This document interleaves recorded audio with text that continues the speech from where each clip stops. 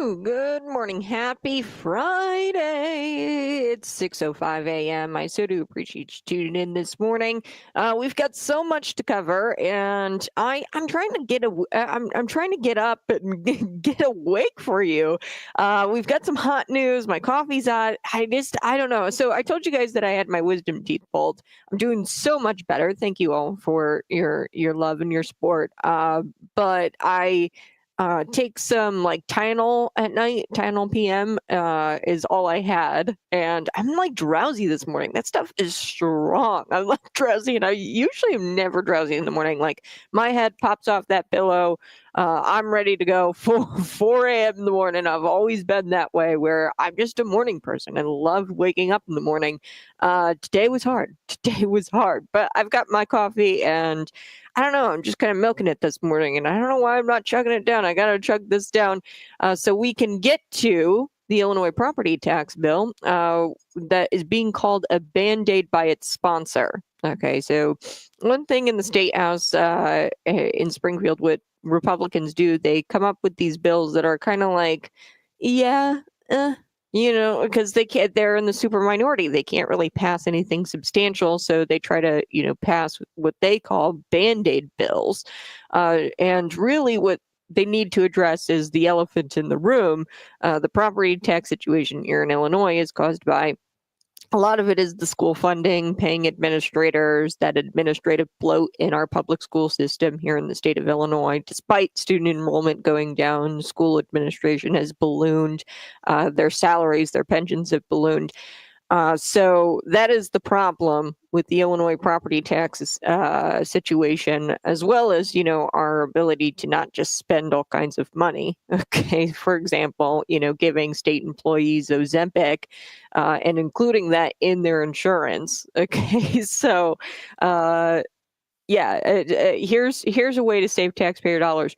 Stop shoving food down your gullet, state employees, and I won't have to pay for your Ozempic. Okay, so there's a lot of things that we can do to address the bigger problem. How about we stop spending $63 million on illegal immigrants? There was $63 million to just one nonprofit in the span of 7 months.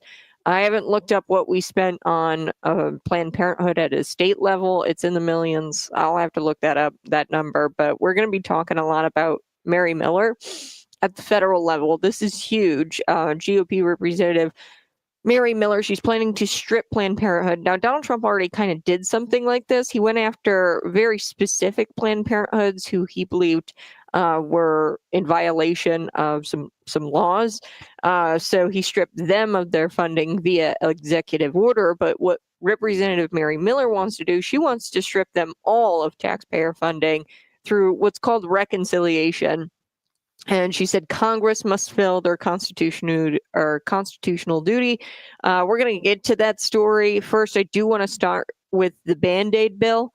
An Illinois lawmaker. We've had him here on the show before, Chris Balkema. He's from my hometown, actually, Shanahan, that area. I grew up in Braidwood, Illinois. He's from that area, and the Democrats, they need to look at the bigger problem, he says, when it comes to property tax relief. This bill, 2086, seeks to raise the income limit. So this is already kind of law. Well, it is already law. Current law allows for senior citizens to kind of be property tax exempt. Like, you freeze the assessment on your property, okay, as a senior citizen. Now, he wants to boost the income threshold because there's an application senior citizens have to fill out right now in order to get that freeze. So if you're a senior citizen, and I don't know what the current salary is, like the income thresholds right now, but if you're a senior citizen, you can go apply and have your property tax assessment value. So that can be frozen, so you don't have to pay all kinds of money and in property taxes. It's like a property tax relief effort here in the state of Illinois that currently exists. We're just loosening the requirements, the income requirements here with this bill, State Senator Chris Balkema's bill. he's the sponsor. He's loosening the requirements here, so more seniors can see property tax relief. So, quote Chris Balkema, he says, the seniors on those fixed incomes, these high property taxes can really hurt them the worst. This is an attempt to provide them a little bit of tax relief. Under current law, seniors can apply for their assessed value to be frozen, but the income parameters are too low, according to Balkema. This is a Band-Aid approach. It picks up at the area, certain areas of the population that are vulnerable with the property tax relief. But on the other hand, if you keep picking that up, and this is an excellent point, if you keep picking this up for the vulnerable people, who's going to pay, the bigger share? It's not our senior citizens. It's the middle class, working class people. And that's not fair either. We've got a big problem and we've got to fix the elephant in the room, right? So this is a Band-Aid bill and the intention is good. But there is this, this other, on the other hand of this, who's going to pick up what the senior citizens aren't paying? Because they're not going to stop spending, right? If the senior citizens stop paying, these little senior citizens who, make $75,000 a year in that income threshold, they're currently paying, the property taxes on the assessed value. This is losing revenue for the state, little bits of revenue for the state, but the state isn't going to stop their tax and spend mentality. That's the bigger problem here. And you might provide some temporary relief for some vulnerable communities, but ultimately, who's going to eat that property tax burden? It's going to be the middle class, working class. So I love the bill. It's like the intention, but yeah, and this is all Republicans can really do at the state house. To be honest, they could probably not even show up, and they like honestly, the supermajority is just insane at this point, and they don't need the Republicans. The Republican bills, they don't even get out of Rules Committee a lot of times. So they can't really do much beside other than these like little tiny fixes. So this bill's in the Senate Revenue Committee, and it's got to be addressed by April 11th. It was given a deadline. This bill, I think, this bill would get through just because it is kind of, it's not.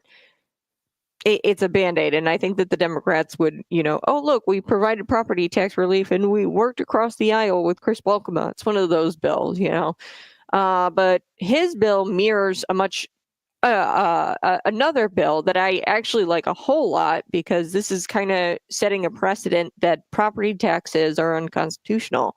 I really do think that. I think that, you should be able to live on your property without somebody coming and taking try not paying your property taxes. You could own your home, like you paid all your mortgage payments, you paid, and it is yours. Okay, it is yours. It's not even the bank's anymore. You're not paying the bank the mortgage, right? It is yours, and they could come at any time and just take it away from you if you stop paying your property taxes. And what is it that our founders said? Life, liberty, and the pursuit of happiness, and property. Pursuit of happiness is, property and prosperity. This is something that a fabric of our nation is the right to own property. And not have the government come and take it away from you. So I think that the property taxes is just unconstitutional. Income taxes as well. Sales tax, a modest sales tax. That's all we really need. And thank you, President Donald Trump, for your tariffs. Right? Eventually, they stopped in like 1913. The tariffs. Okay, and I've gone through this before where the tariff situation, now it's like 99% before Donald Trump's, reciprocal tariffs. So what that means is they're tariffing us, all of these foreign nations, but we're not tariffing them to the same extent. And what we're doing is just making it fair with those tariffs. But eventually, I'd love to see us not pay income taxes. Back then, before 1913, we didn't have to pay income taxes because the tariffs. It was generating enough revenue to where we didn't have to eat that cost. Right now, before President Donald Trump's tariffs, it's like almost 99% of the revenue comes from the taxpayer, the United States taxpayer, and like 1% of the revenue comes from tariffs because we haven't been tariffing these people. The people, who are also breaking trade agreements. For example, Canada with the whole lumber thing where they're subsidizing the lumber and dumping the lumber into the United States. And of course, it's going to be cheaper because they can put it at that price point because they're taxing the Canadians in order to make that lumber and process that lumber. So they can put a low price point on it because they're taxing their citizenry, and then they're dumping it here in the United States, and everybody's buying their Canadian lumber. So this is a violation of their trade agreement, and we haven't been tariffing them, and it's just complete garbage. We are screwed all of the time as Americans. Anyway, I went on a tangent there. I want to get to this bill, Senate Bill 1862, and I really like this bill. It's Senator Neil Anderson's. He talks about how he wants to eliminate property taxes for Illinois homeowners after 30 years. So I like this bill because it kind of sets like this precedent that, hey, there has to be a time when you stop paying property taxes, when you actually own your property. Okay, so Chris Balkema, he says, me being my first year down here, he is a freshman senator. I hope to build some relationships across the aisle to work on the overall issue, which is the school funding when it comes to the property taxes. I don't think I need to tell you that. I think you're going to get your property tax bill in the mail in a couple of months, like a month, I think, from now. And you're going to see that District 87, Unit 5, they rose your taxes by, I think it was 8% for District 87, 9% for Unit 5, somewhere around there, that ballpark. You're going to get your property tax bill and your jaw's going to drop. Local governments and school districts, they are the primary beneficiaries of the property tax revenue in Illinois, but 60% of that property tax goes to the K through 12 public schools. Problem with the K through 12 public schools, we know that they're lining their pockets. The fat cats at the top of the education system, your Barry Rileys, your superintendents, your Christian Weichels, these fat cats at the top, they're making all this money and they're not spending the money on the students clearly because they can't read and write at grade level. And they're mismanaging their funds. Okay, and I don't think that is up for debate. I think District 87 saw a budget deficit within recent years. Unit 5 saw, I think it was like a $12 million budget deficit. That's why they needed the tax increase a couple of years ago.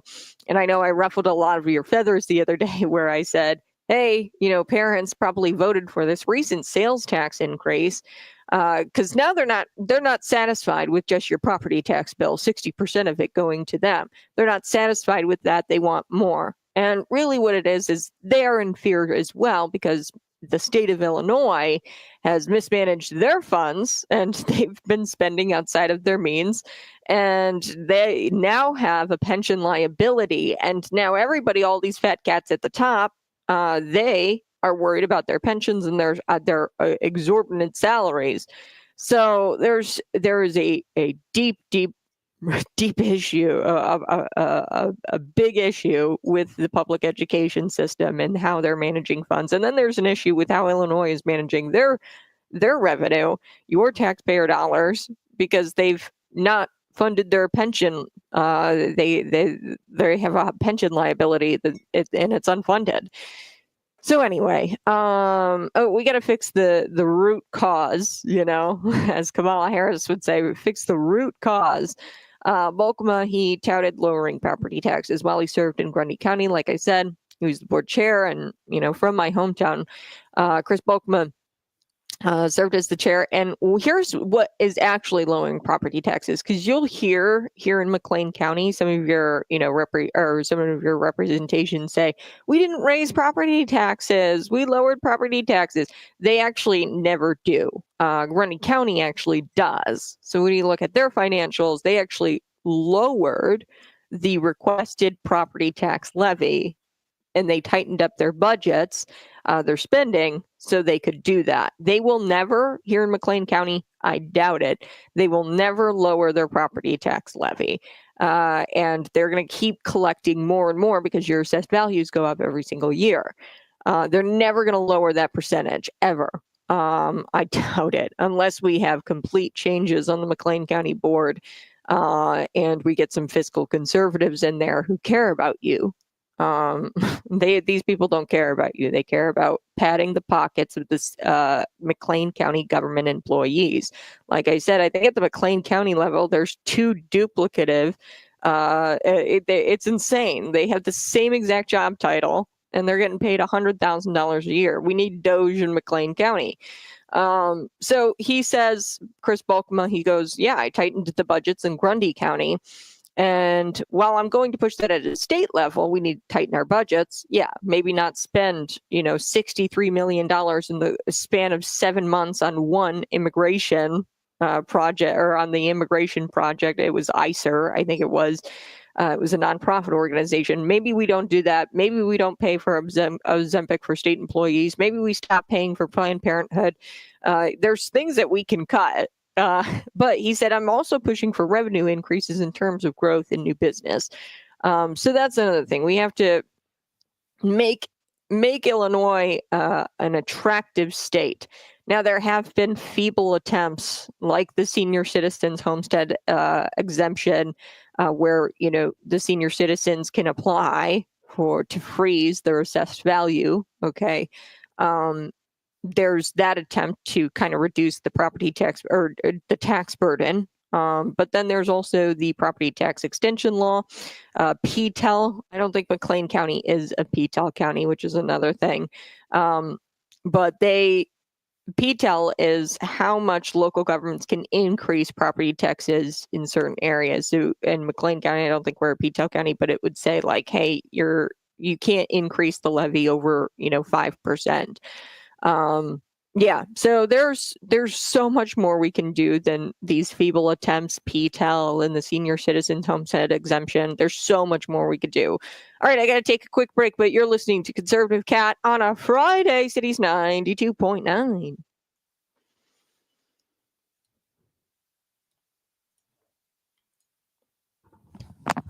Over 65. Well, you might actually qualify, and I don't know if you've applied already. You likely have this senior citizens exemption, homestead exemption, where your property tax or like your assessed value freezes. And this is like pennies. Okay, this is just like your assessed value freezes, and you continue paying the same property taxes, and you don't have to pay more every single year as your assessed value goes up.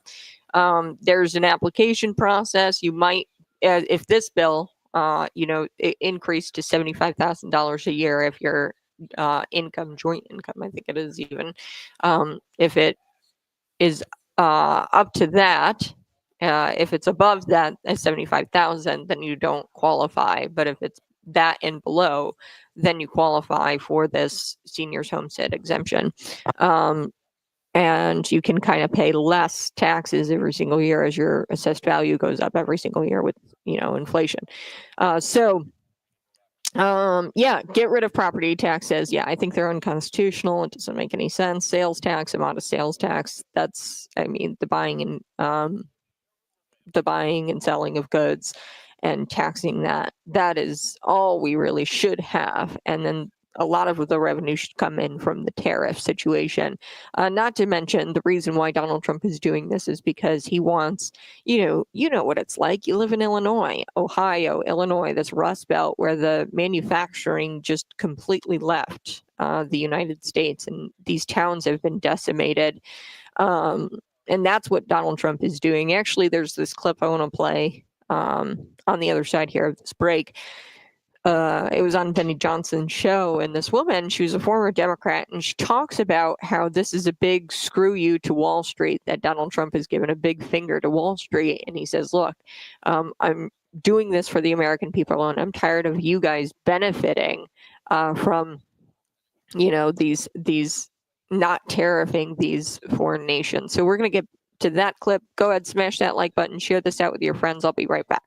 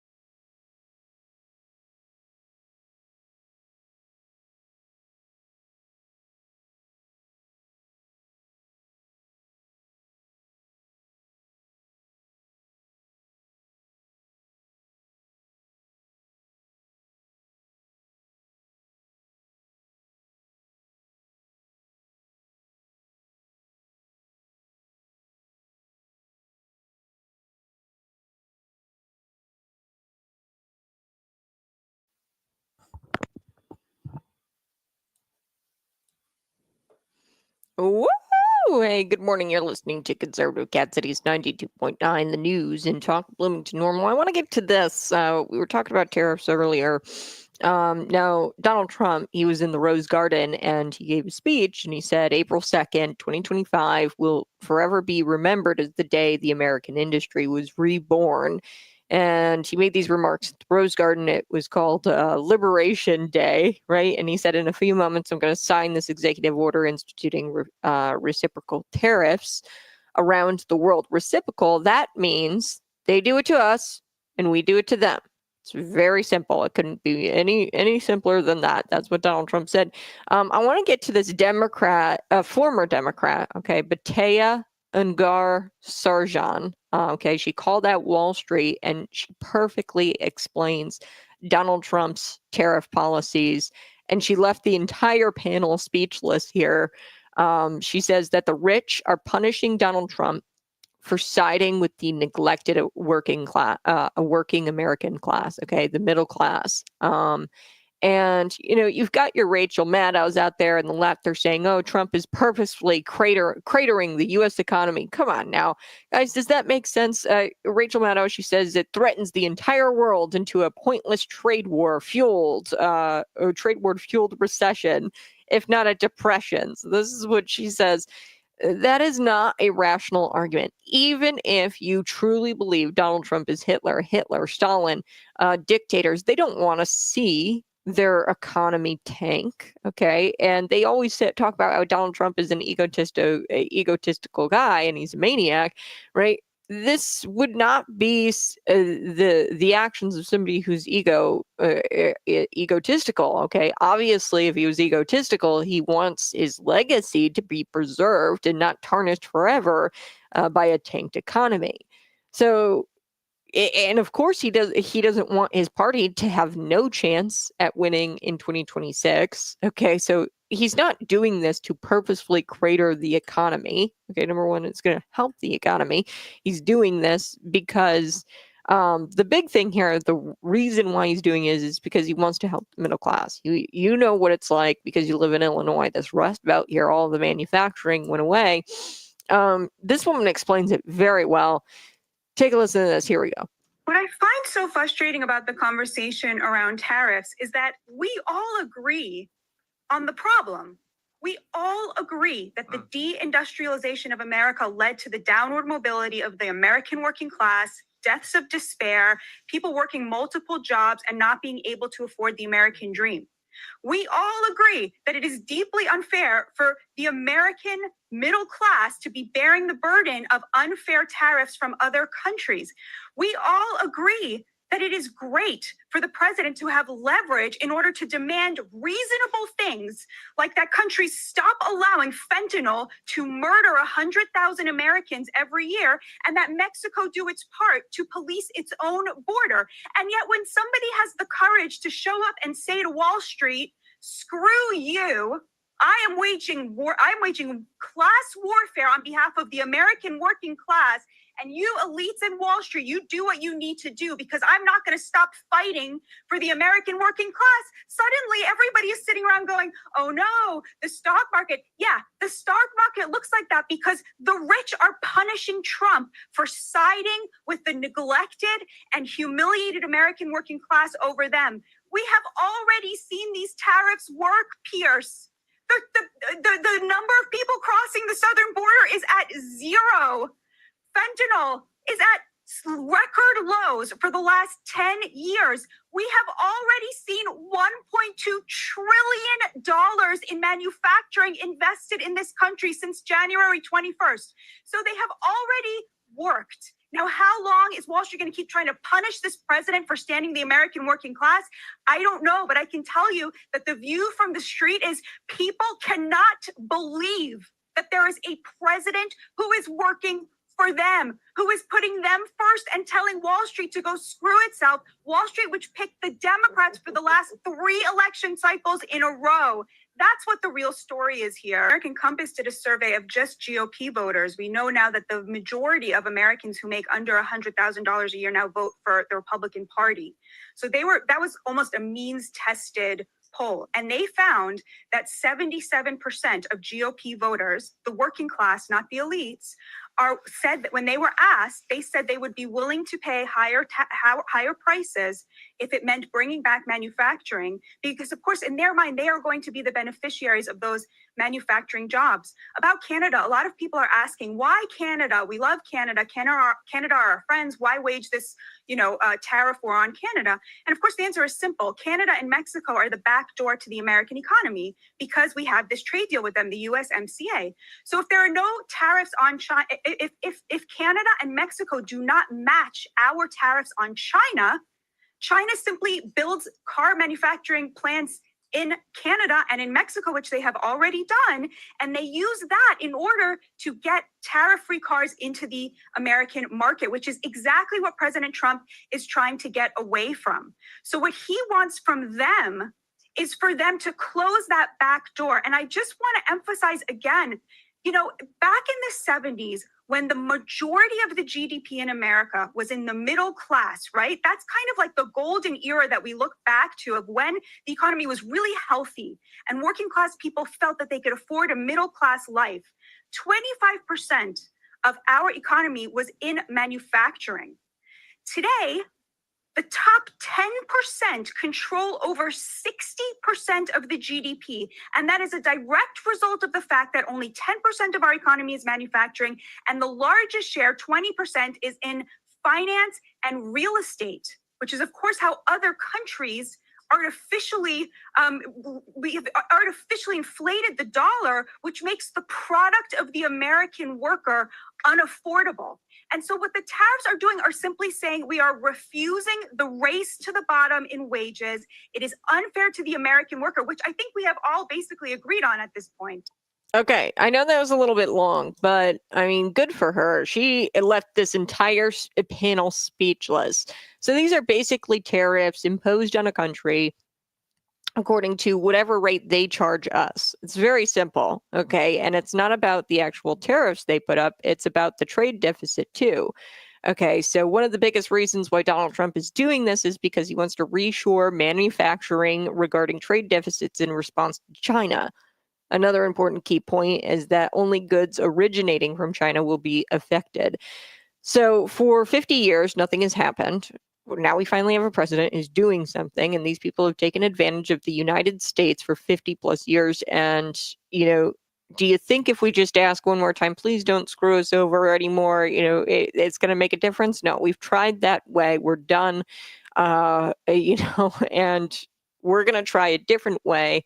And this is through the reciprocal tariffs that Donald Trump implemented. So, bring back manufacturing. This woman left the entire panel speechless. I got to take a quick break, but you're listening to Conservative Cat Cities 92.9.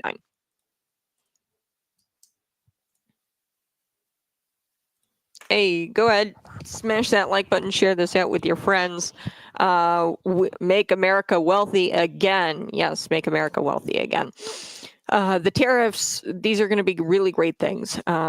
This is going to be really good for America, and people are going to scream at the sky, say that it's going to destroy the economy. Number one, why would Donald Trump even do that? Especially because we've got a 2026 midterm. He wants his party to win in 2026, and they're the ones who say he's an egotistical guy. Why the hell would he decimate and destroy his legacy with a tanked economy?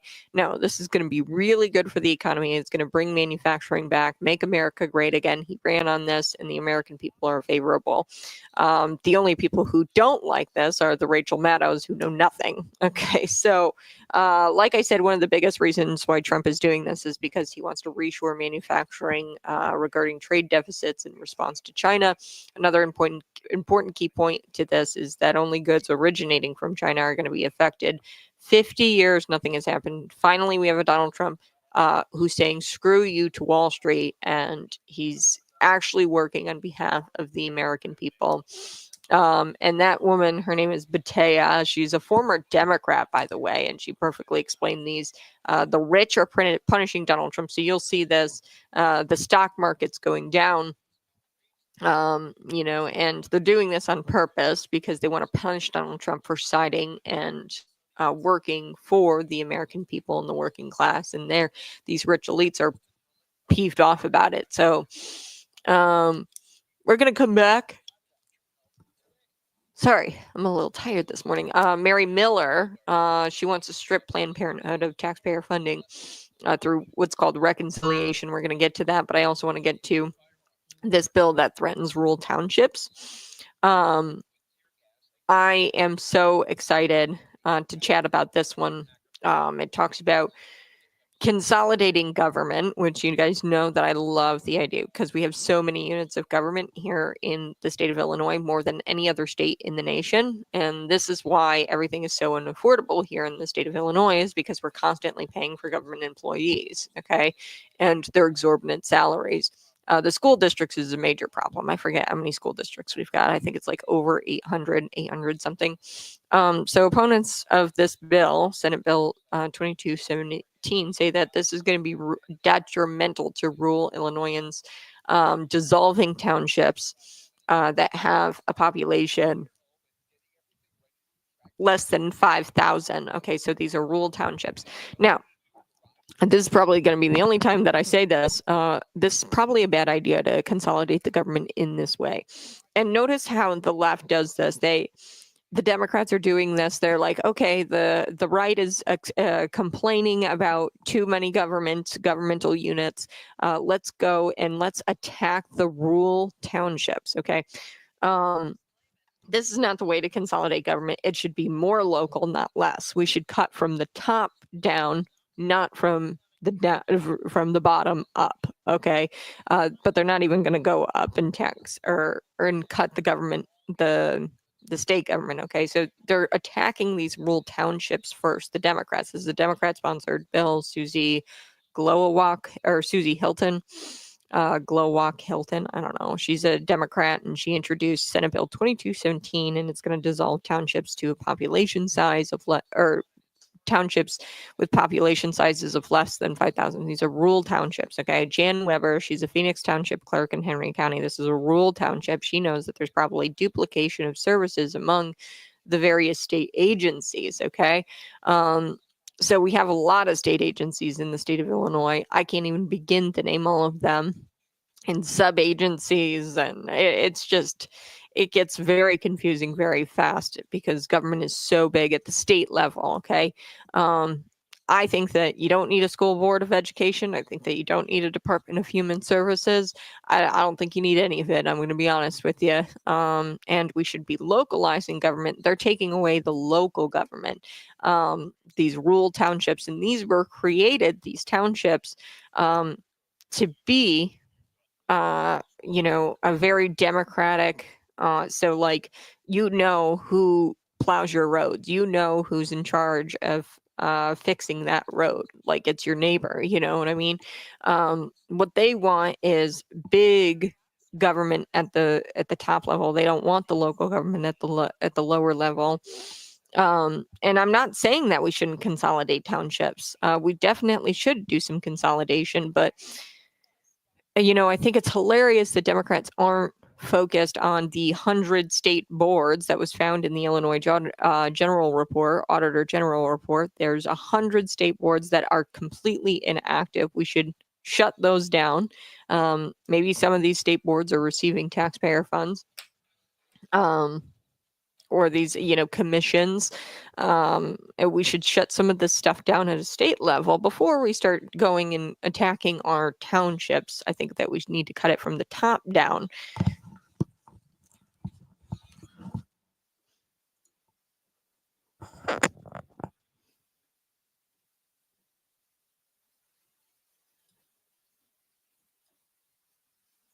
Hey, good morning. You're listening to Conservative Cat Cities 92.9, the news and talk. Bloomington Normal. Man, we've covered so much. Trump's tariffs. We've covered this bill. It's a property tax bill, and senators calling it a Band-Aid, and we're avoiding the bigger problem, which is obviously the schools. And honestly, it's the pensions, right? What do I always say? It's the pensions, stupid. So it's the unfunded pension liability. That's why you've got these schools, grasping at straws to pass sales tax referendums, Unit 5 passing their tax referendum, couple of years ago, and parents falling for it, hook, line, and sinker. Oh, it's for the kids. It's for the kids. Look, I get you're guilty and you feel guilty because you're sending your kids to essentially what looks like a prison for 8 hours plus a day, and you never get to see your kids. And, this is your way of feeling good about yourself. But, they're just going to take your money and mismanage it, put it towards these exorbitant salaries and these pensions because they don't care about the kids. I'm just going to be honest with you. It's government bloat. It's administrative bloat. And I want to get to this bill. I like this bill, or I don't like this bill, and I like this bill. Okay, so it's Senate Bill 2217. It's going to be detrimental. It really will be to rural Illinoisans dissolving these townships. Now, we have a problem in the state of Illinois because we have the biggest, or the most units of government. Okay, we have the most units of government than any other nation or any other state in the nation. And this was introduced by Susie Hilton. She's a Democrat. It's Senate Bill 2217, and it's going to dissolve townships specifically that have population sizes less than 5,000. Jan Weber, she's the Phoenix Township clerk in Henry County. She said that there's probably going to be some there's duplication in services at various within various state agencies. 100%. Okay. I think it's interesting that you have this Democrat going after these rural townships who aren't bothering anybody. Okay. These little townships, townships were created because, you need to get government services to rural communities and unincorporated areas. Okay. County roads. She told me about a pig farmer, Jan Weber did, who lives down this road, and they got to make sure that this road works because otherwise he won't be able to, live his life and have a livelihood. Okay, he's a farmer. He needs this road because he's got to get feed to the hogs. He doesn't grow the feed right there on his property. So rural townships are crucial. I think that there is room for consolidation. But I think it's hilarious that the Democrats are starting with the rural townships who aren't bothering anybody really, and they're not the suckers of your tax dollars. Okay, they're not the ones taking away all your tax money. Okay, the people who are taking away your tax money. Actually, listen to this. It's the Illinois Auditor General report. It found that 100 state boards in Illinois are inactive. Okay, so there's 100 state, they call them zombie boards and commissions. There's so much government that we can't even keep track in Illinois, right? There's so much going on in these state agencies and their state boards and commissions, and they just make it all the time, all of these commissions, and they're inactive. So our county, this would, Jan Weber said, our county doesn't have this situation, but we have neighboring counties where there's 6 or 7 elementary districts. Okay, this is also another big problem is the school districts. I think there's over 800 of them, 850 in the state of Illinois. Each one of those elementary districts is their own unit of government, and then you have the high school one. So the county over, not Henry County, but the county over, they've got all of these different elementary schools, and they're all their own unit of government. They need to combine, obviously, in our county and in Henry County. This is what Jan Weber says. All of our schools are what we call unit schools. Okay, so they maintain a high school, middle school, and elementary school. So we need to consolidate our school districts as well, because there's no reason why you should have 6 elementary schools and all of them are their own units of government. That's insanity. So we have nearly 10,000 units of government. Illinois has more taxing bodies than any other state.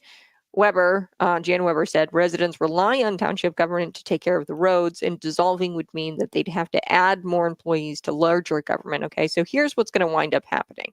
They're going to consolidate this, and this is a Democrat doing this, and they're going to be like, look, we sided with the right on an issue. We need to consolidate government in the state of Illinois. We need to help the taxpayers. They're liars. Okay, what's going to wind up happening, you're going to shut down these townships, and then you're going to have to pay employees higher salaries when you have to eat or when it goes to the county government. Okay, so she explains it this way. She goes, I know the county highway department in our county, and in most counties, those county employees are paid better than what we pay our townships. Okay, pay in the townships. Okay, they pay their employees more money. They probably have health insurance, retirement benefits, things like that in the township. And we don't offer that to our government workers in the township. Okay. Many townships don't offer that kind of stuff. A lot of these people are getting paid pennies in these townships to go, plow the roads and, do highway or like the road maintenance and things like that and snow plowing. And they don't get these huge retirement benefits or insurance, health insurance or anything like that. But the people at the county do. Okay, so it's going to be very, very expensive very quickly because they're going to add more employees to county government to absorb the duties that the township was doing, if that makes sense. I know, stick with me. This is very important stuff. The townships, they were originally created to provide local government services to rural and unincorporated areas. Weber said that half of her residents are rural in the township, and then the other half, she's in Phoenix Township. The other half live in subdivisions. I got to take a quick break, but we're going to come back to this.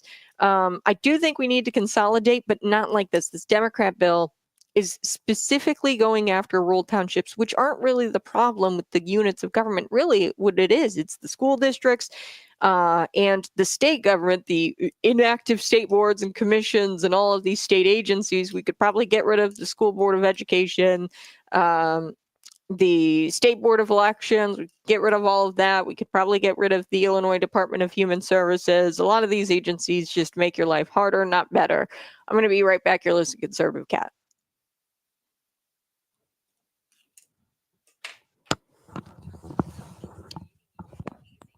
Afraid of getting your manicure ruined, Dan? Yuck. What's factory jobs are so 1970s. You go to work in a factory. Look, I mean, this is what is so screwed up about America. We have what I like to call lucky ducky babies, and they're afraid to get their hands dirty. Like blue collar work is much more valuable than white collar. We can live without Wall Street, but when your toilet breaks, you can't live without a plumber. Exactly, Chris. Yes. I've never seen a plumber factory again, Chris. Gotta work. Okay, look, Dan, you are not going to win this fight. But you got to get out of the comments section because you are not going to win this fight. Manufacturing, blue collar work, factory jobs, right? Like what do you mean? Factories are so much more important. Like everything that you own, everything that you use on a day-to-day basis is created by somebody. Like I've got this coffee mug. Somebody created this in a factory. It was produced in a factory, and we want that here in America so we can reap the benefit of those jobs. That kind of stuff happens in all of these other countries, and they benefit from the manufacturing, and we don't anymore because it all went away. Because of the tariffing, and we stopped tariffing, and now, as this woman had said, I actually might just play a little part of this one more time because she talks about this, and I really think that this is important. Take a listen. Because the rich are punishing Trump for siding with the neglected and humiliated American working class over them. We have already seen these tariffs work, Pierce. The number of people crossing the southern border is at zero. Fentanyl is at record lows for the last 10 years. We have already seen $1.2 trillion in manufacturing invested in this country since January 21st. So they have already... Okay, so when she talks about that, we can really just look at Belvidere, Illinois. Okay, so this was shut down right when the Trump or Biden administration actually got in. Okay, Belvidere, it's a Stellantis plant. Dodge, I think Chrysler, I don't know everything that Stellantis makes, but they make cars, okay? And it's a manufacturing plant in Belvidere. And, I know that manufacturing is like if we had a little bit more here in Illinois or in Lincoln, like there's a manufacturing plant here in Lincoln. It's called Eaton. This is what is keeping this economy afloat. Okay, without Lincoln, without Eaton, there would be no Lincoln, Illinois. It would be a completely destroyed little community, and there'd be nothing here. And like this one plant employs the entire city of Lincoln. Okay, do you know how important these manufacturing facilities are. They make breaker boxes there. In Stellantis, Belvidere, Joe Biden got in, they shut down. Why? Because it's cheaper to produce things in their Brazil plant. They were actually spent all kinds of money making their Brazil plant, and Eaton does this too. They bought, I think they've got 1 and 2 plants in Mexico. They just recently bought a plant in Mexico. And they're not expanding here and providing those jobs for Americans. Okay. If we were to have 2 more, okay, so say we had an Eaton plant, up the road a little bit, or say we had, an Eaton plant in Chicago or near the northern area, we could employ so many Illinoisans. Our unemployment rate is probably higher than everybody else's in the nation because we just suck here in the state of Illinois.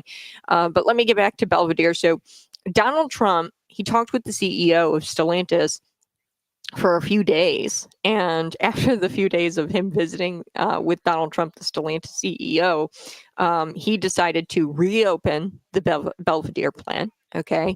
And, I'd imagine the conversation, I wasn't privy to the conversation, obviously, with Donald Trump and the Stellantis CEO, but I'd imagine the conversation went a little like this. Stop building out in Brazil. Stop, it was millions of dollars that they had allocated to go build out this facility in Brazil. And invest in that facility. Stop doing that. Reopen your Belvidere plant. Otherwise, I'm going to tariff everything that comes out of Brazil like crazy. Okay. I'd imagine he played a little bit of hardball with this guy. And this guy said, okay, I'll reopen the Belvidere plant. That was 2,000 plus jobs for Illinoisans.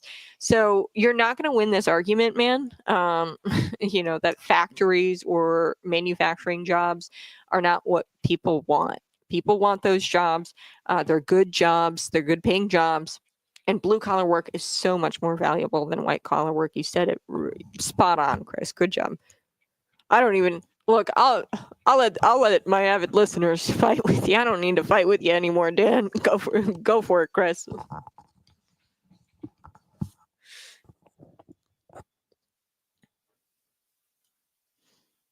Hey, good morning. You're listening to Conservative Cat Cities 92.9, the news and talk Bloomington Normal. Right before we took the break, I was telling you about the dissolving of townships. Now, it's so funny how the Democrats, they're like, okay, fine, we're gonna, listen to the right on this issue where we're upset about the units of government in the state of Illinois. We have over 10,000 and we have the most taxing bodies than any other state in the nation. So we definitely need to consolidate, but not like this where we attack our rural communities, our rural townships. Okay.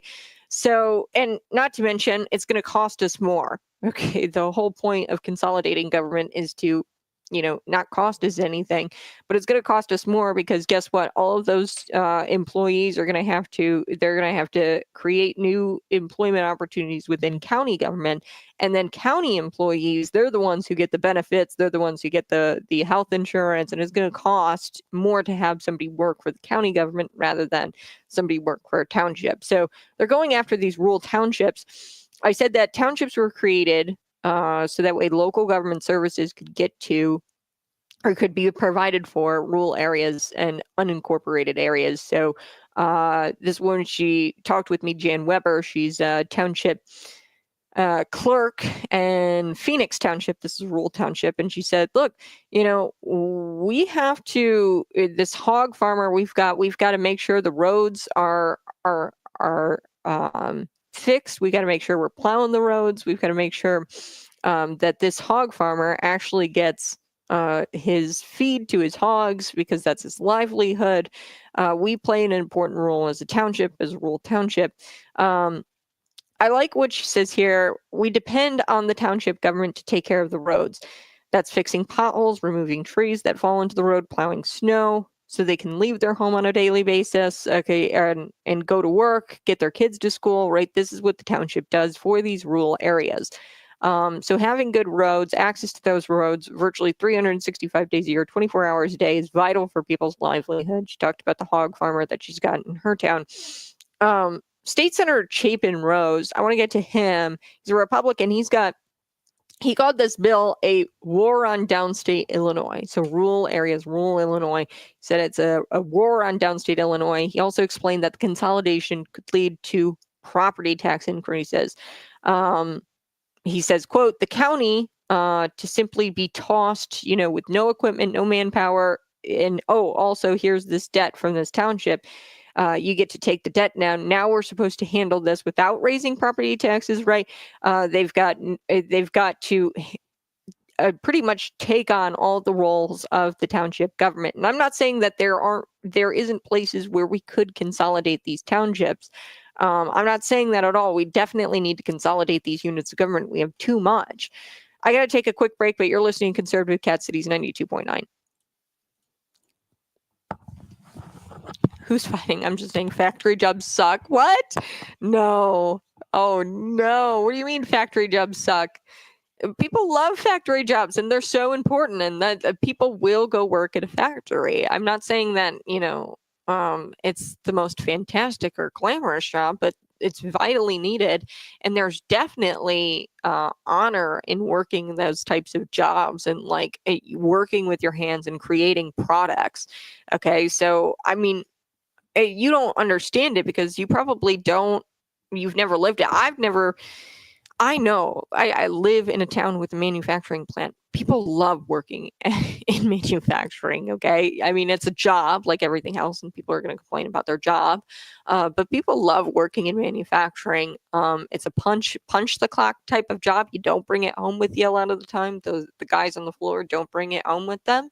And it's the American way, making things and making products like that's the American way. And there's so much like dignity and that's the problem is here in America, is that we've taken that out of society and culture, that this is a uh, that this is honorable work. Working with your hands is honorable work, and it's honest. Okay. And we're not um you're not for honest work. I mean, coming in, people like those jobs. People will fill those jobs. In Illinois, we've got some of the highest unemployment rates. Let me get this. Give everyone UAW rages. UAW rages. We should pick our own crops too, right? Wow, man. I don't know. You are sounding like a little princess, okay? Like, what do you mean? Like, and this is like it's men who don't want to get their hands dirty. There's something so screwed up about America nowadays where men don't want to get their hands dirty. They don't want to pick their own crops. They don't want to make their own products. Like, when did we become so privileged? I think it's so interesting that the left talks about white privilege, and as Americans, we do have privilege than any other countries, than all the other countries in the world. That's because people fought for that, our rights. We have the Constitution. We have something that no other country really has, the First Amendment, right? Second Amendment. No other country really has something like that. So we are privileged, but like I think it's so interesting that we have a group of men who think that they're so elite and think that they can't, pick their own or we shouldn't pick our own crops. Like, this is privilege right here. Like, what, you're too good to pick crops, you're too good to make your own products. Like, no, that is not what the majority of, and this is the attack on masculinity. And the fall of masculinity. And it's because these feminazis, feminazis don't want to do the hard work that men can do. Women might not like manufacturing jobs. I'm going to be honest with you. I wouldn't work in a factory. I'm going to be honest with you. I wouldn't work in plumbing. I wouldn't do any kind of blue collar job. I'm going to be honest. Maybe that's terrible of me to say, but the Bible says we're a weaker vessel. Women don't like to do those jobs, but masculine men love to do those jobs. It's an honest day work. My brother does this kind of work all the time. He's in residential construction. He's a blue collar worker, and he loves going to work and doing this kind of work. He actually works in basements and crawl spaces, okay, and gets his hands very dirty, some nasty crawl spaces. I mean, it's a job, right? And it's tough work, but he is the most honest, has the most integrity I've ever seen out of a man. He is an honest dude, okay? And he understands that, hey, I'm a man. I have to go out and I have to, there's like a sense of duty, making things and helping people with the residential construction. And there's a duty, and he understands that he has to fulfill it as a man. You've got a bunch of weak men in America who don't want to do these types of jobs, and they're elite jerks. Okay, they are total jackwagons, and they are masculinity, because they don't want to get their hands dirty because they're little weak princesses. Okay, and they want to be women, and they want to come by their money in dishonest ways. Okay, like the finance and the real estate industry. So yeah. Anyway, I'm sorry, went on a tangent there, but there is no way that you can sit here and tell me that, oh, what are we gonna do? Pick our own crops next? Hell yeah. Like, this is the culture that has been, and that's why they've attacked this culture, the manufacturing culture, the blue collar culture that we used to have. Because they don't want to do the work. Same reason why the nonprofit organizations exist. They don't want to do the actual work, so they operate under the guise of a nonprofit, and they solicit donations and take taxpayer money because they're lazy.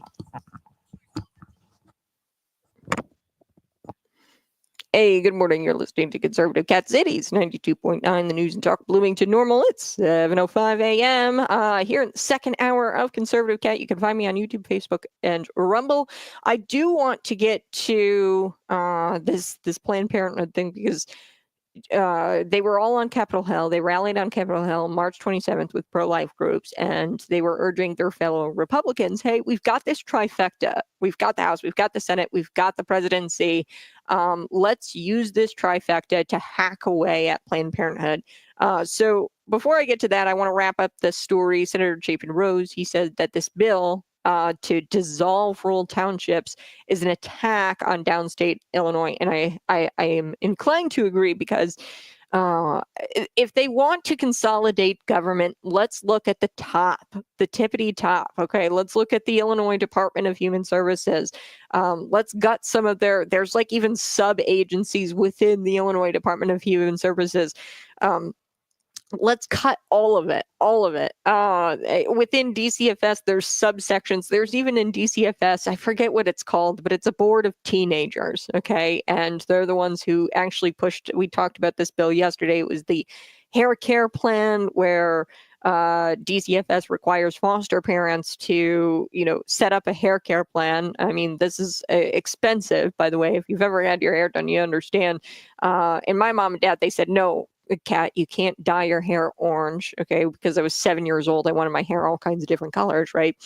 They said, no, we're not doing that. It's expensive and you'll look dumb, okay? So don't do that. And now foster parents can't say that. They have to go get the dreadlocks for the kids and put the beads in their hair. And this stuff can get expensive, and you're paying for it as the taxpayer, by the way. But the masterminds behind that hair care plan bill was a bunch of kids, okay, like teenagers, and I forget what the board is called, but it's a sub agency of DCFS, and we need to get rid of that. Just get completely rid of that, okay? We need to get rid of that, and all the other boards. There's 100 state boards that are inactive. We need to get rid of those. Commissions, zombie boards is what they call them. We got to start at the top, okay? There's a lot of issues at the top, and I find it hilarious that the Democrats are going after rural communities as if they're the problems. So Senator Chapin Rose, he said, for the county to simply be tossed with no equipment, the townships, they've got this equipment, the snow plows, the manpower, they've got all of this, but then for the county to assume the duties of what this township is supposed to provide, the services, it's going to cost us more money. They're going to raise property taxes. Why? One, because they've got to pay the county employees more than what you were paying for the township employee. Okay, the county employee is going to need a health insurance plan, a retirement plan, and a higher salary. Okay, because that's just how things work. And it's simply going to be a property tax increase on citizens of these counties. Okay, so if they dissolve Phoenix Township, like I was telling you, Jan Weber spoke with me. You can go check out the story centersquare.com. She said, if they dissolve this township, then what's going to wind up happening is they're going to just hire people in Henry County to do the jobs that we're doing, but they're going to hire people at a much higher rate. They're going to have to give them life insurance or health insurance and pensions. So that's that. Okay, and Senator Chapin Rose, Chris Bulkma, they were there together. Chris Bulkma actually has a separate, similar bill. It's called Senate Bill 1347, and this wouldn't mandate governments to consolidate, and it removes the red tape so that way District A, District B, Township A, Township B, they could decide to consolidate on their own. Okay, and I really do think that governments would do this where they consolidate on their own. And yeah, this is just going to be a property tax on the citizens. Rose supports Chris Bulkman's bill. One thing that Senator Chapin Rose talked about was, hey, this is the most democratic thing that we could do is have a rural township. Okay, if your road isn't plowed, you would live in one of these rural townships. Okay, if your road isn't plowed, you're not going to reelect him as the road commissioner. Okay, some of these road commissioners, they are, I think Aaron Rader is Normal Township commissioner, recently elected, uncontested. So these people are like celebrities pretty much because they're the ones in charge of plowing the roads, right? When the snow hits. And if the roads aren't plowed, guess what? Well, I know Aaron Rader and he's my neighbor and I'm not going to vote for him anymore, right? Or I know my road commissioner personally and the road wasn't plowed, so we're going to vote him out. It is the most democratic thing that you could do is keep local government local, okay? But they don't want to touch the top. Okay, we should get rid of everything at the top, keep things that are here locally. Your neighbors should be the ones that are representing you and taking care of government services, public infrastructure, or infrastructure, basic infrastructure like your water, your bridges, your roads. And then they should be taking care of public safety, making sure that the criminals are off the street. Okay, that is the basic necessities government should be fulfilling before they do all these fancy things like Grosinger Motors Arena, the downtown Bloomington streetscape, the aquatic center, the library. Like, these are not necessities.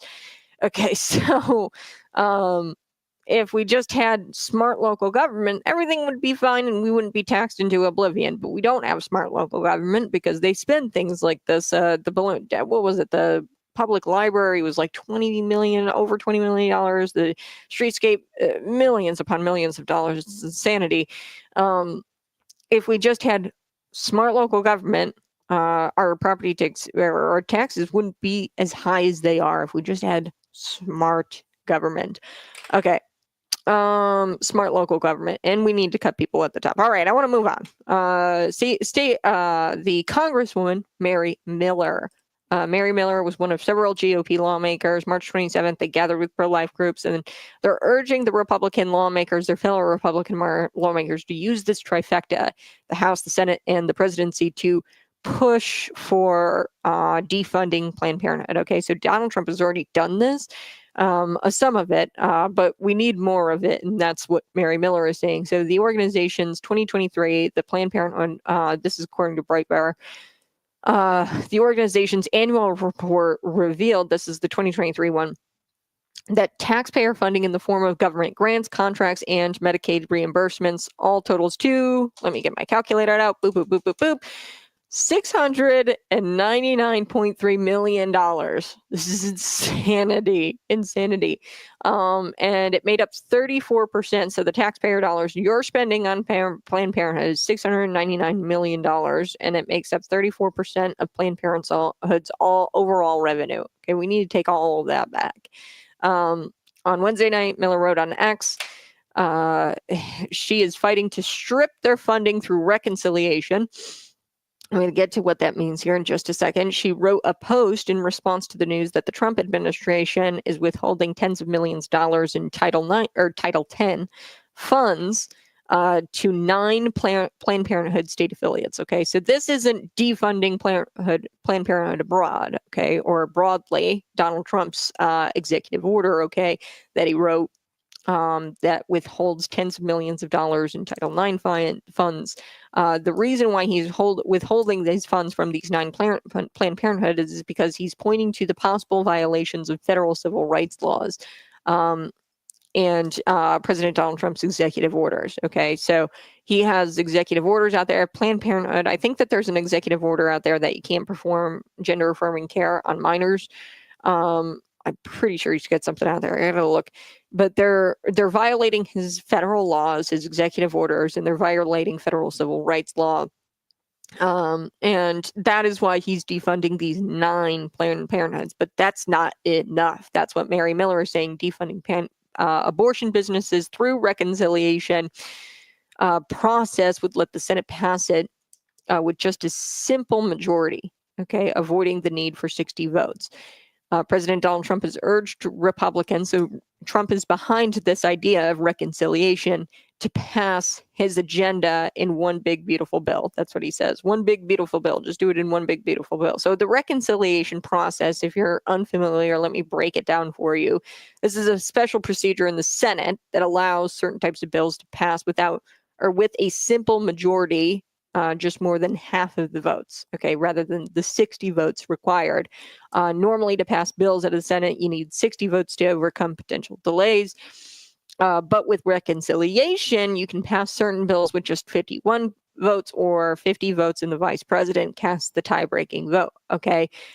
So that's what you need, is reconciliation. So in a statement to Breitbart News, Miller said, quote, "There is no greater waste, fraud, and abuse of the American taxpayer funds than over $500 million spent every year to fund the murder of innocent lives."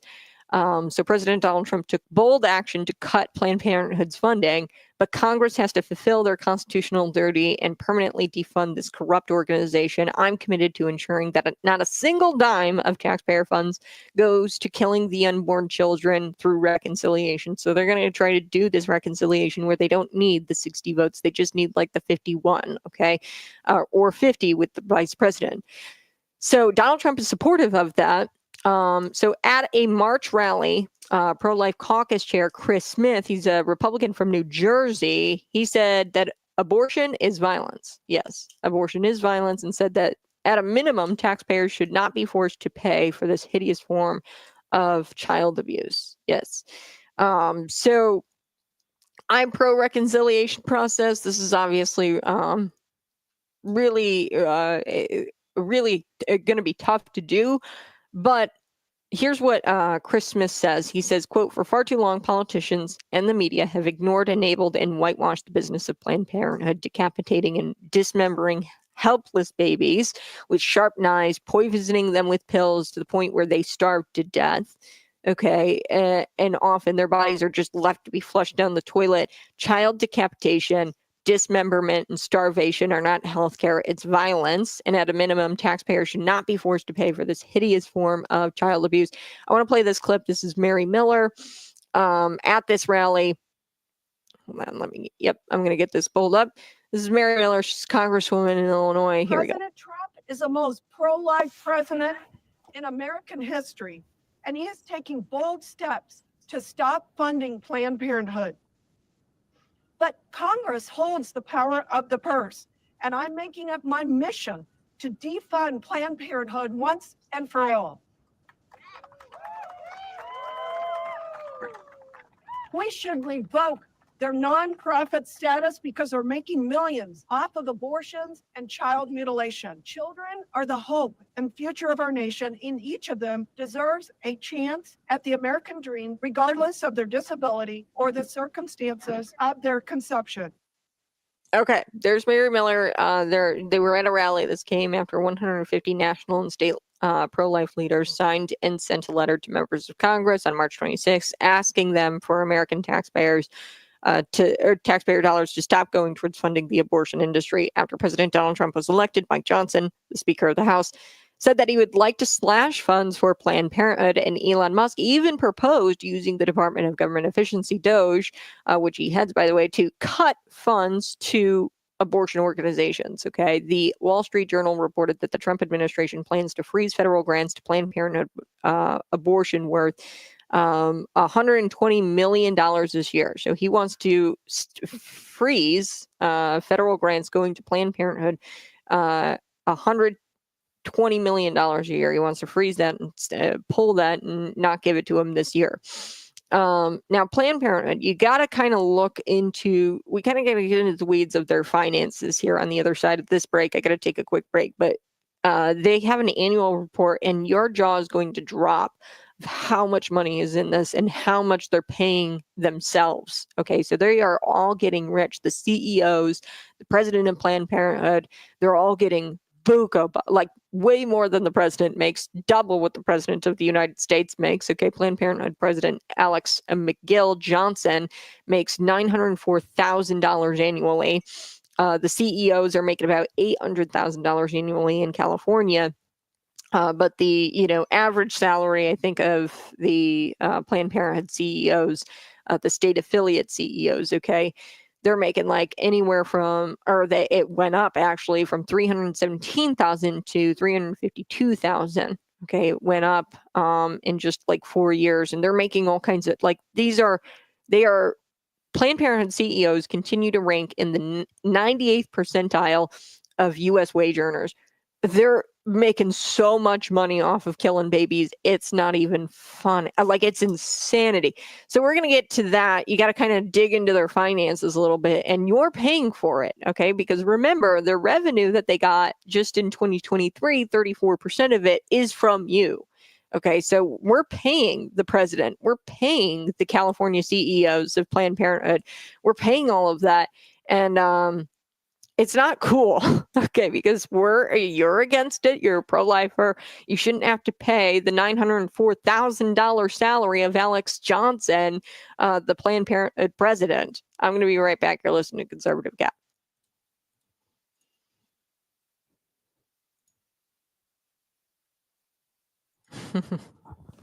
Yeah, Musk should buy Planned Parenthood. It'd be pretty cool if we bought. And here's the disgusting thing about abortion, to be honest with you.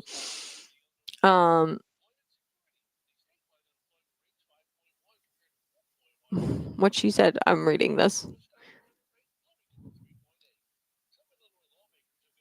Yeah, not me. Yeah, of course not. I'm not a woman. Or I'm a woman. I'm not a man. I'm a weaker vessel, man. The Bible says so. I'm not working in a factory. Most women don't work in factories, okay? I'm not doing that. Leave the white collar leave the jobs that don't get your hand. Leave the real estate to the women, okay? Leave it to the women, okay? The finance jobs. To the yuppie men who don't want to get their hands dirty. But I promise you, there are still masculine men out there who would love a manufacturing job but can't get one, because guess what? America has shipped all of our manufacturing overseas. So anyway, the one thing about Planned Parenthood and abortion industry, so we know Amber Thurman,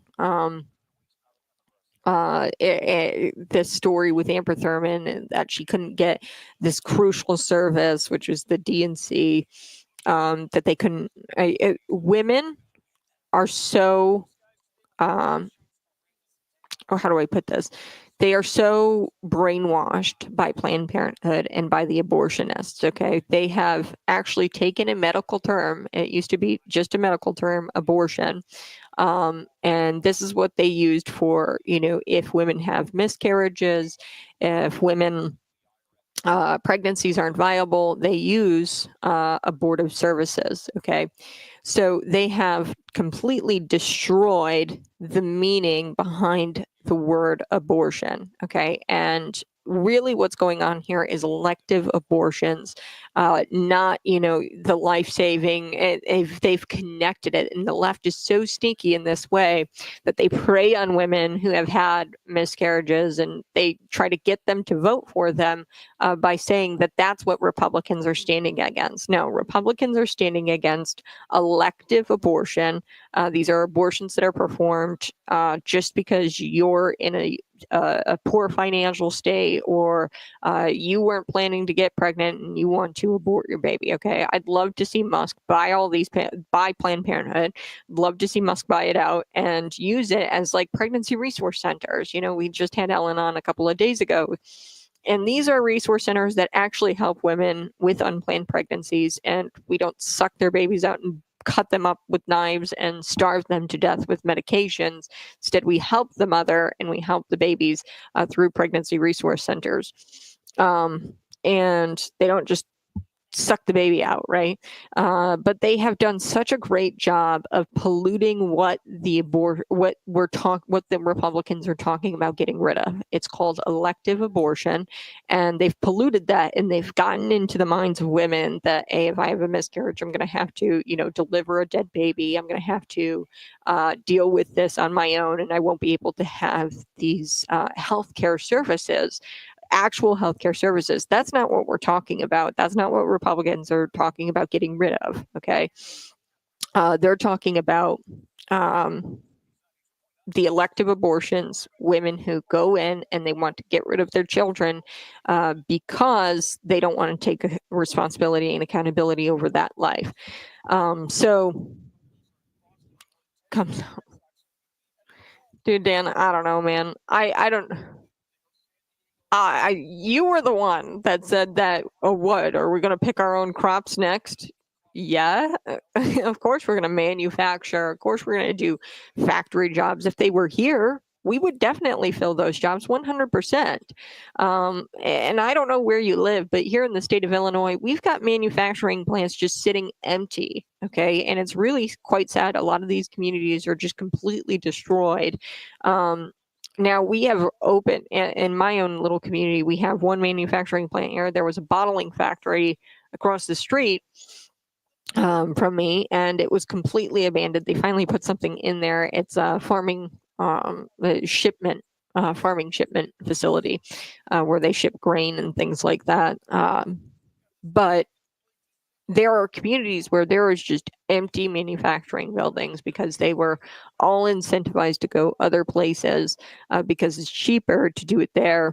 And, you won't be tariffed by the United States, obviously, to import your goods into the United States and to get the goods into the United States. The United States isn't going to tariff you, so it's cheaper to go do it over there, and then you're just going to import them without the tariffs. And Donald Trump said, no, we're going to tariff them, and we're going to incentivize companies to stay here. And the Belvedere plant is a perfect example of this, where, Donald Trump had one conversation with the CEO, and then the CEO came back to Belvedere, stopped all, the production out in Brazil, and didn't expand, announced that they weren't. John Deere did the same thing in Mexico. They announced that they weren't going to build that Mexico plant after hearing that Donald Trump was going to impose like a 100% tariff on their products or whatever. They stayed here. And then the jobs, and like, that's why leftists, I don't understand, because they think in the short term, the jobs are going to do much more for our economy than you would think.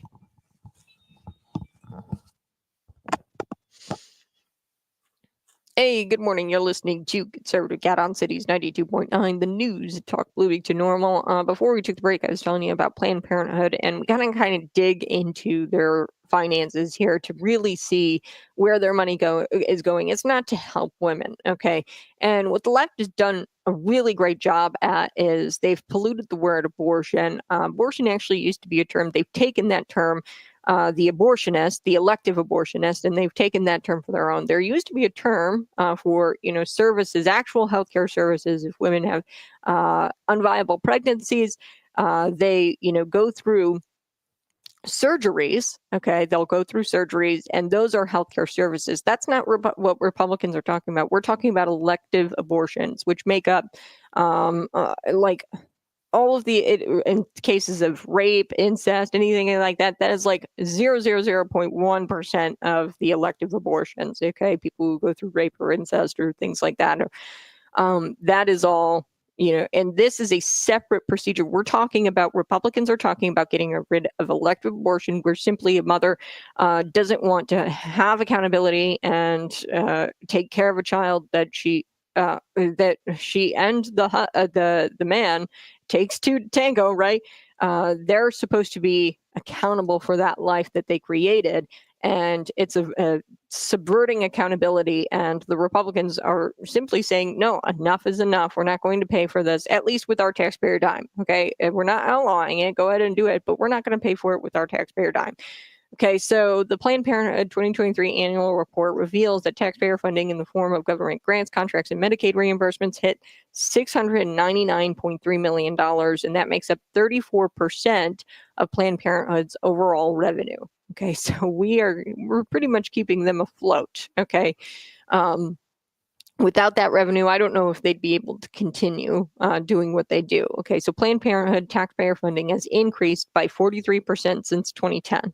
Okay, according to analysis done by the Charlotte Institute, Pro-Life Institute, Charlotte Institute. Now, the Planned Parenthood also reported $997.5 million from private contributions, making up 44% of their previous report, from the previous report. Okay, so they got 34% from us, they got 44% from contributions. In total, the abortion giant has made $2.1 billion in income and more than $2.5 billion in net assets.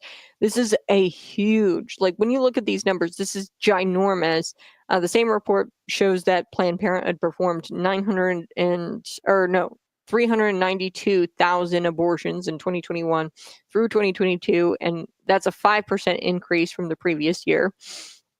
And a 20% increase over the past 10 years. Okay, the report from the Institute says total services went down 17%. So this is an operation where the fat cats at the top are getting rich. Okay, your Alex Johnson's, the Planned Parenthood president, is getting paid $900,000 a year annually. Okay, then you've got your CEOs scattered throughout the United States. So the California CEOs, they make upwards of $800,000 a year. Your taxpayer dollars, okay, your taxpayer dollars are not going towards the healthcare of women. Okay, so stop with the leftist lie that this is going towards healthcare for women. It's not going towards that.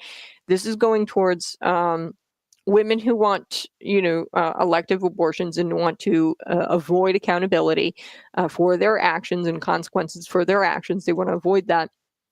And it's also going towards these CEOs whose earnings went from $317,000 a year in the last 4 years to $352,000 a year. Okay, so they went up. And this is paying people, the fat cats in Planned Parenthood, these big fat cats at the top of Planned Parenthood. Your dollars are going towards. This is not going anywhere to help women.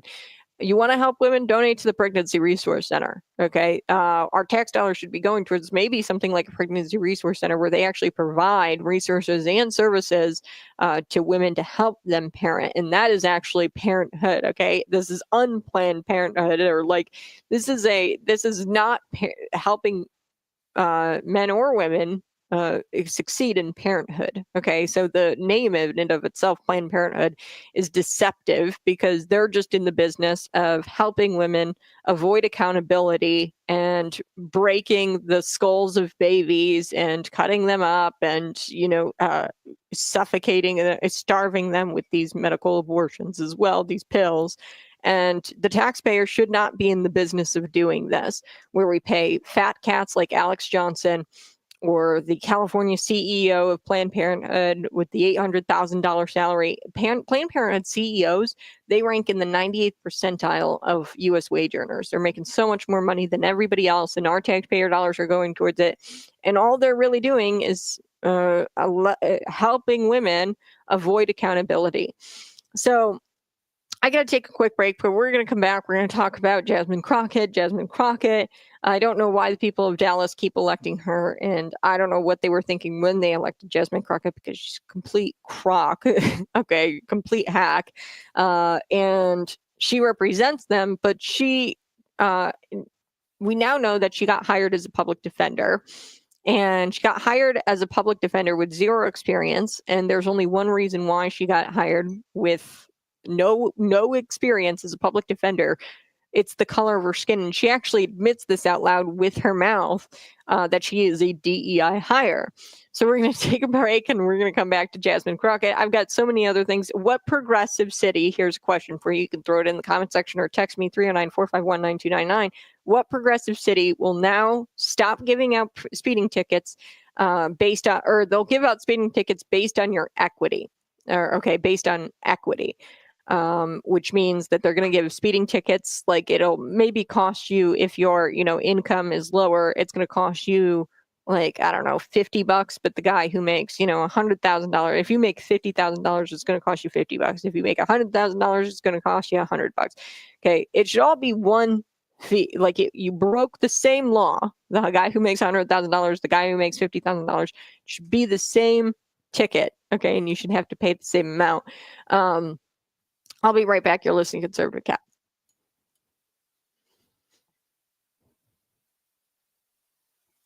Crockpot the other day. Yeah. Crockpot. We're going to get to Jasmine Crockett. Smash that like button. Share this out with your friends. We'll be right back.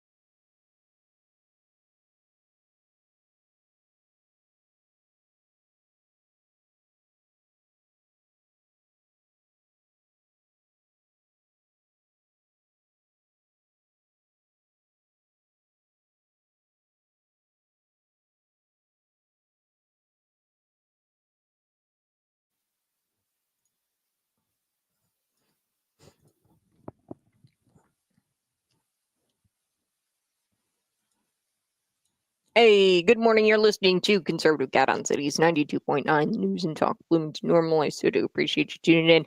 Go ahead, find me on YouTube, Facebook, Twitter, and Rumble. Lisa, she goes, I've actually heard somebody call her crockpot the other day. That's Jasmine Crockett, okay? I don't know why the people of Dallas keep electing her or think what they were thinking when they elected her because, man, she is a crockpot. Okay, she was hired as a public defender, and she actually tells us how she was hired as a public defender with no experience. She actually admits with her mouth she's a DEI hire. Take a listen. Say because you've been gracious is this. When I first became a public defender, I had no criminal defense experience. And I walked in and I told my boss, Charlie, I said, listen, you should hire me. He said, why? I said, because I'm Black. Charlie looked at me like I was crazy. Say because you've been gracious. Is this. I don't think she had to say any of that to prove that she's not competent enough to flaunt her merit or skills in her job interview, but she at least, in some form of self-awareness, she admits that she's nothing more, she has nothing significant to offer, okay? So we already knew that you were a DEI hire. We already knew that you weren't competent, and we know that you can't flaunt things like your skills and your merit, okay? We already knew all of this, and I'm glad that you have some form of self-awareness that you actually admitted this out loud with your mouth, that you don't have any skills or any real merit to be in the position that you're actually in right now. You have no public defender, no experience at all to become a public defender, and your hiring manager just hired you because of one reason and one reason alone: your skin color, which is bogus. According to Fox News, Crockett relayed the story during a House Judiciary Subcommittee on Oversight meeting on corruption and the FBI and the Biden administration. Okay, so this was an Oversight Committee meeting, Judiciary Subcommittee, that they were talking about Joe Biden and the corruption, and she used this as an argument to defend diversity in law enforcement. Okay, so she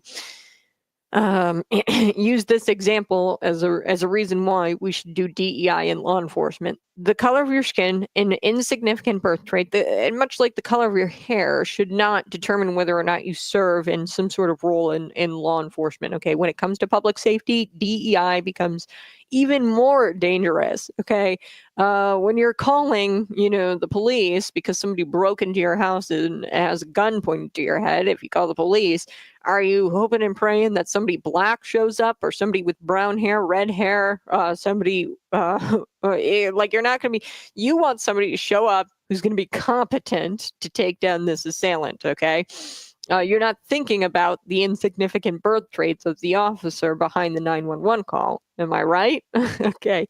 This is blatantly illegal. It's a deranged practice. And I don't care how much you scream at me. You can scream until you're blue in the face. I'm going to laugh at you if you say that DEI is something we should do. It's clearly illegal. It's clearly discriminatory. And she says this: when I first became a public defender, I had no criminal defense experience. I walked in and I told my boss, Charlie, listen, you should hire me. And he said, why? I said, because I'm Black. Charlie looked at me like I was crazy. Okay, the reason why he looked at you like you were crazy is probably because you are crazy. Okay, but that's neither here nor there.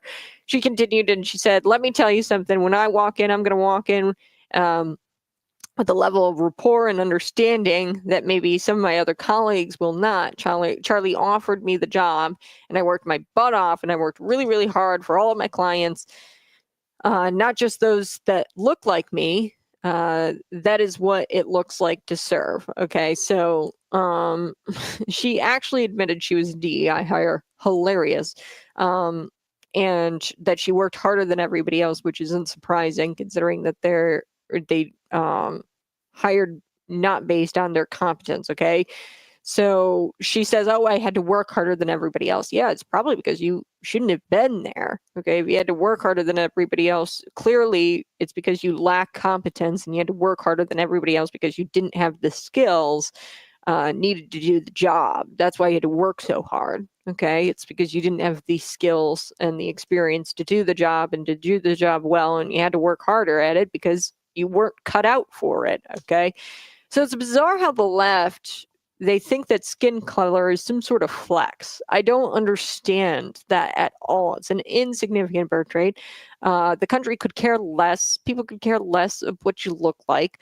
But this sums up the Democratic Party. All they care about is DEI hires, and they want to hire DEI characters in law enforcement and in the public safety sphere, where none of that matters. None of it matters. When you make a 911 call, man, you're not on the phone saying, man, I sure hope that the officer who responds to my crisis is Black. Nobody has ever said that. Nobody ever will say that. They're just hoping you get there in time. And when you get there, you can do the job. That's all that they're open. Man, I don't get it. I don't get it. I got to actually, let's get to Scott Jennings here. CNN. So this is an 80-20 issue, okay? 80-20 issue, gender affirming care, this whole men and women's sports thing, and CNN Scott Jennings has presented this theory. It's called the 80-20 issue, and anytime Donald Trump or the GOP support an issue that's an 80% of American support, Democrats get baited into supporting the 20% over their allegiance to the most Marxist, far-left lunatics on their side, okay? So although 80% of Americans believe that the transgender thing is just bogus, okay, 80% of them, 80% of Americans are like, no, this is ridiculous. There's only two genders, men and women's sports. 80% of them believe in this. Men should not be competing against women. Women are the weaker vessel. There's a biological difference between men and women. 80% of Americans understand that there is a biological difference between men and women and that there are only two genders. So here is something that came across the desk this morning. In a Georgia debate, now this is in the House, this is their state legislature, Georgia debated over banning gender-affirming care for prisoners, okay? So this is gender-affirming care for the worst of the worst society, and they want to provide that. The Democrats in Georgia want to provide that for prisoners. The House Democrats stomped their feet and stormed out of the chamber like children when the Republicans said, hey, we're going to ban gender-affirming care for prisoners. Yes, gender-affirming care for prisoners. This is a man who, and here's what it boils down to. Usually, there's probably five, actually I know there's 5 people in Georgia of which this affects, by the way, this bill, banning gender-affirming care.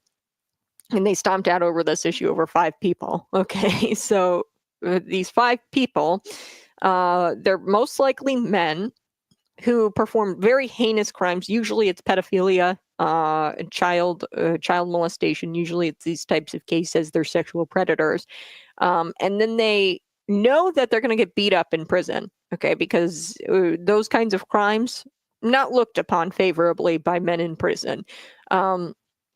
If you hurt a child, even in prison, there's a code, okay? You're usually going to get beat up pretty bad in prison if you commit those kinds of crimes, and it's hard to protect people like that. So they've caught on, the child molesters have caught on that, hey, if I change and I say that I'm a woman, I can go into the female prison, I'll have access to women, and I can be my sexual predator self over there in the female prison.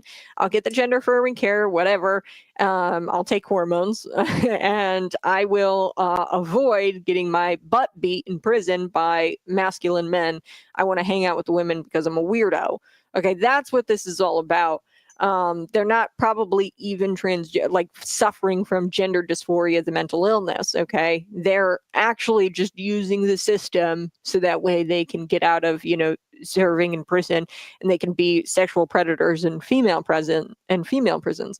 So I know that I know that this one is definitely an 80-20 issue, if not 90-10. Okay, this is actually something that Kamala Harris took a beating for in the campaign in 2024 because she, in California, did this where she provided gender-affirming care to prisoners, men, to become women. It's never the other way around, by the way. It's always men who want to become women and want to avoid male prisons because they don't want to get beat up or they don't want to be around masculinity because they're weaklings. So these Georgia Democrats, they stormed out of there.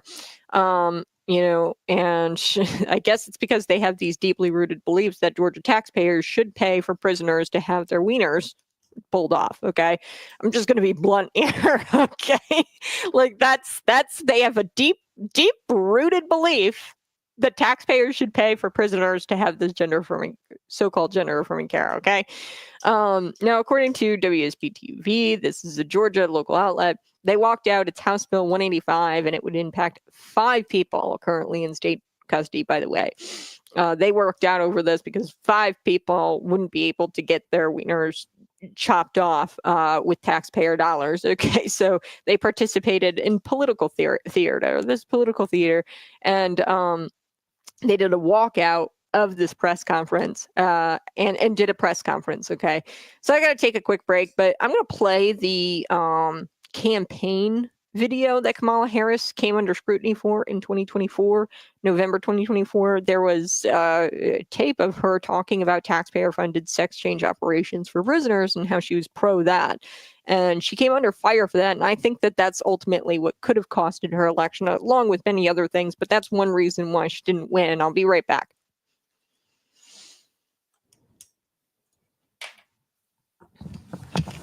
Hey, go ahead, smash that like button. Share this out with your friends. No penis equals women's prisons. Very simple. Yes, I appreciate it. Yeah, it's really weird, and I don't understand. The 5 people of which this bill would affect. Okay, the Democrats walked out for those 5 people, and these are the worst of the worst. I haven't looked into the 5 people this affects, but I'm willing to bet that at least 4 out of the 5 are men who have child sex charges on them or some sort of sexual predator charges on them, and they are trying to avoid male prisons because they don't want to get beat up. So I'm going to be talking about that. The rest of that, I do want to play Kamala Harris's campaign video, in which I think that this is one of the reasons why she lost. Actually, this was a Donald Trump campaign video, and they used Kamala Harris's own words against her. We're going to play that, and then I might have time. I'm going to try to squeeze it in. There's a progressive city. Okay, and you guys were texting in progressive city that is looking to, only charge some people. It's called a speed safety pilot program. It's in the city of San Francisco. Shocker. They would rather, what they want to do is increase the penalties for people. They want to charge higher penalties for people based on their income. This is the same crime, okay? Whether you make high income, low income, if you speed, you should pay the same rate, okay? This is the same crime or the same violation that you've committed. This is a law, okay? And what they're doing is they're allowing the city to decrease or increase punishment based on income status. Which is so discriminatory and so wild to me. There's something called equality under the law, but I guess they haven't heard of that. San Francisco. You can't have equality when you're dedicated to equity. Remember that.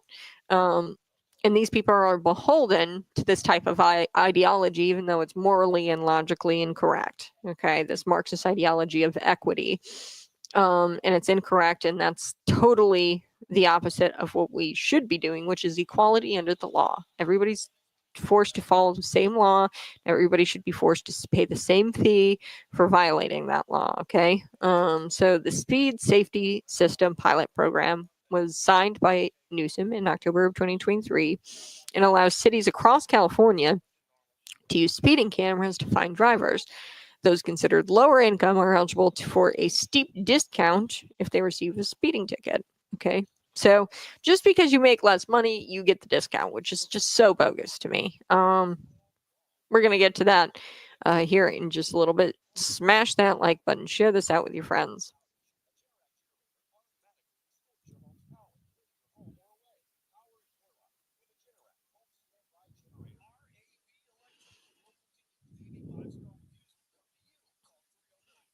Okay, we're back. I do want to talk about how the speeding bill actually pertains to Illinois, because in Illinois we have something kind of similar. This is House Bill 277, 0277. You guys can look this up. It was Justin Slaughter's bill. Now, this was designed to, it's like a 3 strikes you're out kind of deal. So an Illinois driver can have up to 3 unpaid tickets before suspension. So usually it used to be one ticket. If you didn't pay your speeding ticket, then you're, could possibly see some sort of suspension of your license. Here's what Justin Slaughter said about the bill at the time. This has already been signed, so it's law in Illinois.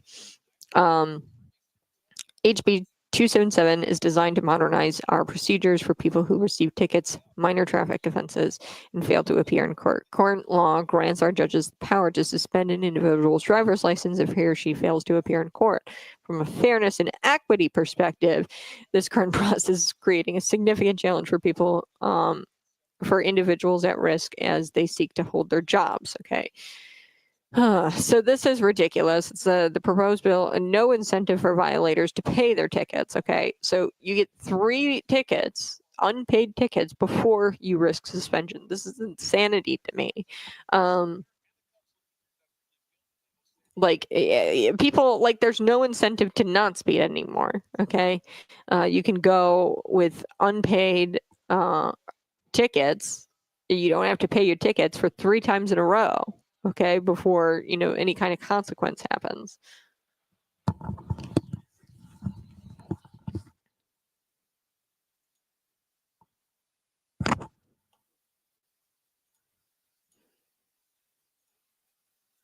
Hey, good morning. You're listening to Conservative Cat Cities 92.9. Before we took a break, I told you, Kamala Harris, the whole reason why I think she lost is because of, Donald Trump putting out campaign TV ads like this. Take a listen. It's taxpayer-funded sex changes for prisoners. Surgery. For prisoners. For prisoners. Every transgender inmate in the prison system would have access. It's hard to believe, but it's true. Even the liberal media was shocked Kamala supports taxpayer-funded sex changes for prisoners and illegal aliens. Every transgender inmate would have access. Kamala's for they, them. President Trump is for you. I'm Donald J. Trump, and I approve this message. Okay, so that was just, I wanted to, pull that out of my hat here because I just love that video. It ages very well with this story where these Georgia representatives did a walkout because the Republicans in Georgia, and last time I checked, Georgia is like a southern state. It's still a battleground state. There is a U.S. Senate race coming up that's viewed as a potential pickup for Republicans, by the way. So with that in mind, these Georgia Democrats are all in on this issue. It's a southern state. You're never going to win in the state of Georgia if you are pro taxpayer funded sex change operations for prisoners. I'm sorry, but I love to see it because Democrats are never going to win in Georgia with that kind of mentality. What? This was widely damaging for Kamala Harris. It is going to be even more damaging for these Georgia Democrats. You guys are going to lose your seats for walking out like this because people are going to see you walked out and know that you're pro sex changes for prisoners, and that's deeply unpopular, especially with people in the South and in this battleground state. I don't understand it. But I got to get going. I did want to get to this really quickly. City of San Francisco, they implemented what's called a speed safety system pilot program. This officially launched in San Francisco. It's a progressive city where, speeding cameras now find drivers, but that's not bad. That's not bad enough. Speeding cameras finding drivers, government surveillance, speeding cameras. That's a whole nother bag of worms there. But that's not bad enough. There's a new state law that allows cities all across California to not only find drivers who speed on these cameras, but also to have lower income individuals eligible for a discount on speeding tickets. So if it's all based on your income status, and this is trying to achieve equity, which is just complete bogus. All right, I gotta go. You guys have a blessed rest of your day. Bye-bye. I love you so much. We're gonna be back at it on Monday morning. 6 a.m. to 8 a.m. Bye-bye. Love you.